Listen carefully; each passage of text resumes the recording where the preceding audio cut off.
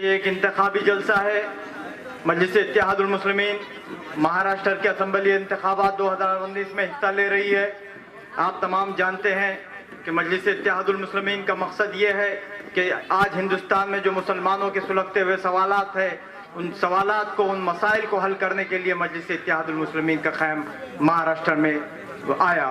अजीज साथियों, मजलिस इत्तेहादुल मुस्लिमीन का मकसद ये भी है कि मुसलमानों की सफ़ों में जाकर मुसलमानों में इत्तेहाद पैदा करें और मुसलमानों को एक सियासी मरकज़ पे जमा करें।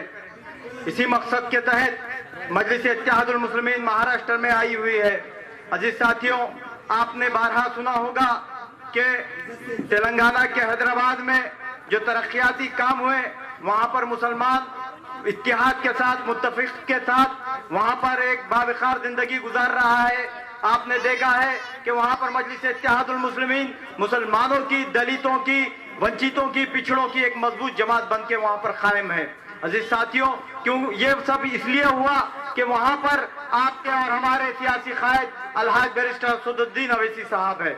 आज अलहाज बैरिस्टर असदुद्दीन अवैसी साहब जो जीत कर तो हैदराबाद से आते हैं, जो मेंबर ऑफ पार्लियामेंट तो हैदराबाद से है, लेकिन पूरे हिंदुस्तान के मुसलमानों की आवाज बन के ऐवान पार्लियामेंट में गूंजते हैं। अजीज साथियों, आपने देखा है कि जब पार्लियामेंट्री सेक्शन होता है, उसमें जो बीजेपी जो आज सत्ता में है, 2014 से जैसे बीजेपी सत्ता में आई, उसने मुसलमानों के खिलाफ, दलितों के खिलाफ, वंचितों के खिलाफ नित नए कानून बनाए।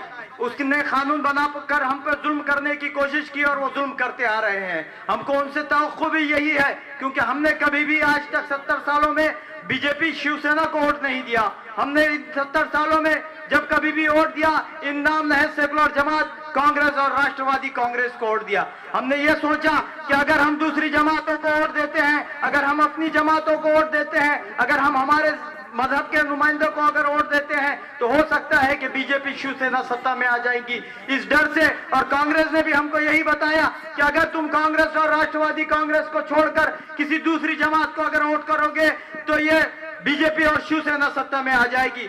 ये बोल बोलकर पिछले 70 सालों से इन्होंने मुसलमानों के और दलितों के वोट लेते हुए आए हैं। ये हमारे वोट तो ले लेते हैं, वो हमारे वोटों के लेने के बाद सत्ता के मजे तो लेते हैं, लेकिन जब हमारे मसाइल आते हैं, जब हमारे मसाइल की बात आती है, जब हमारे हुकूक की बात आती है, तो ये हमसे किनारा कशी कर लेते हैं। अजीज साथियों, मैं आपसे पूछना चाहता हूं कि हम ऐसे नुमाइंदों को क्यों ऐवान पार्लियामेंट में भेजते हैं? हम ऐसे नुमाइंदों को क्यों ऐवान असेंबली में भेजते हैं? हम ऐसे नुमाइंदों को क्यों ऐवान बल्दिया में भेजते हैं जो हमारे मसाइल पे वहां पर आवाज नहीं उठाते? हमने देखा कि बीजेपी ने हमको सताने के लिए, हम पे जुल्म करने के लिए जो कवानीन लाई, उसमें हमने जिन नुमाइंदों को मुंतखब करके ऐवान पार्लियामेंट में भेजा था, ऐवान असेंबली में भेजा था, हमने देखा कि जब बीजेपी कानून बना रही थी हमारे खिलाफ, जब शिवसेना कानून बना रही थी हमारे खिलाफ, तब ये वहां पर मुख दर्शन बनकर बैठे हुए थे, ये तमाशाई बन के बैठे हुए थे। इनको चाहिए था कि जब बीजेपी और शिवसेना ने हमारे खिलाफ कानून बनाए तो इनको उठकर उसका एहतजाज करना चाहिए था, उन कानूनों को रोकना चाहिए था।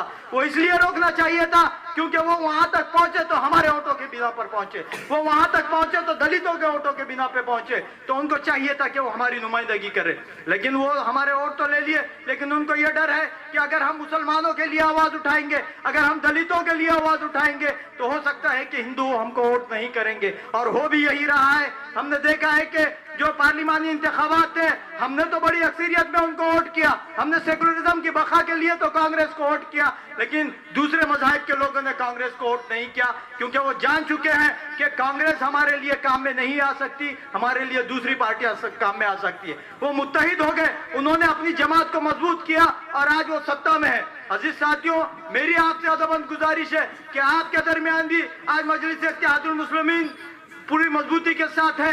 आपको भी मजलिस इत्तेहादुल मुस्लिमीन का साथ देते हुए अलहाज बैरिस्टर असदुद्दीन अवैसी साहब के हाथ मजबूत करना पड़ेगा। मुझे बड़ी खुशी है कि यहाँ पर फारूक नगर पे हमारे रुकने असेंबली आली जनाब कौसर मोहिउद्दीन साहब की तशरीफ आवारी हुई है। मैं तमाम से गुजारिश करूंगा कि तालियों के साथ इनका इस्तकबाल करें।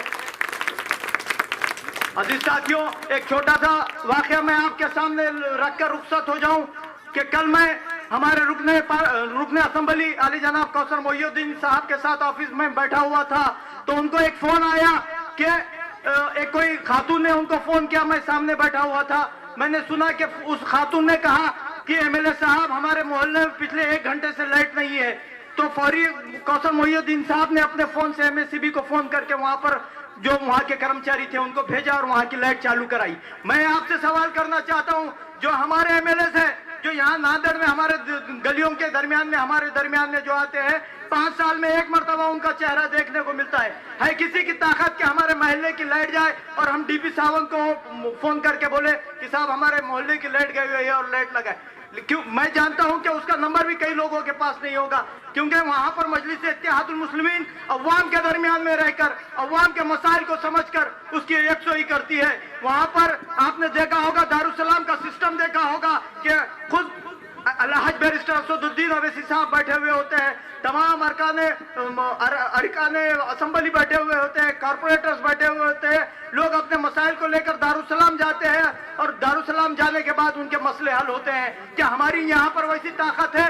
अजीज साथियों, मैं आपको यकीन दिलाता हूँ, अगर आप मजलिस इत्तेहादुल मुस्लिमीन को ताकत के साथ वोट करेंगे, हमने देखा कि पिछले इलेक्शनों में हम 5 या 7 हजार वोटों से पीछे रह गए। वो इसलिए पीछे रह गए कि मुसलमानों की बस्तियों में आकर ये कांग्रेसी दलाल हमको समझाते हैं कि भाई अगर आप लोग कांग्रेस को वोट नहीं करोगे तो बीजेपी आ जाएगी। हमारे कुछ भोले भाले नौजवान, हमारे कुछ भोले भाले लोग उनकी बहकावे में आ जाते हैं और हम लोग हमेशा 5-7 हजार वोट से पीछे रह जाते हैं। मेरी आपसे अदबन गुजारिश है कि एक मजलिस इत्तेहादुल मुस्लिमीन जो हमारी आपकी मुखलिस जमात है, वो 5-7 हजार वोट की वजह से हम लोग पीछे रह जाते हैं।